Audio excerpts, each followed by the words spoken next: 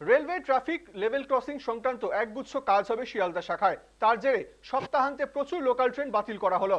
শুক্রবার রাতে বিজ্ঞপ্তি জারি করে একথা জানানো হয়েছে শিয়ালদা ডিভিশনের তরফ থেকে। শিয়ালদা বনগাঁ, শিয়ালদা লালগোলা, শিয়ালদা গেদে এবং শিয়ালদা হাবড়া, শিয়ালদা রানাঘাট, নৈহাটি ব্যান্ডেল সহ প্রচুর ট্রেন বাতিল শনি ও রবিবার। কোনো ট্রেনে গতিপথ সংক্ষিপ্ত করা হয়েছে।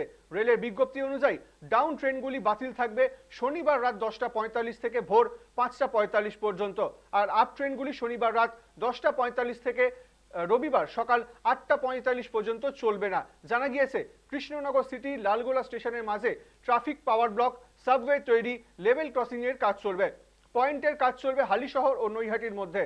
শনিবার রাত থেকে রবিবার ভোর পর্যন্ত এই কাজ হওয়ার কথা আপ এবং ডাউন লাইনে, যার জেরে বেশ কিছু ট্রেন বাতিল থাকবে। এছাড়াও প্রচুর ট্রেনের সময়সূচি বদল করা হয়েছে 15 এবং 16 ফেব্রুয়ারি। একগুচ্ছ ট্রেনের গতিপথ সংক্ষিপ্ত করা হয়েছে। শনিবার রাত থেকে রবিবার ভোর পর্যন্ত কয়েকটি শিয়ালদা বনগাঁ লোকাল, বারাসাত বনগাঁ লোকাল ও লালগোলা শিয়ালদা প্যাসেঞ্জার ট্রেনের সময়সূচি বদল করা হয়েছে।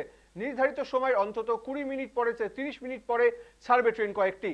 স্টেশন থেকে সময়সূচি জানতে পারবেন সাধারণ যাত্রীরা।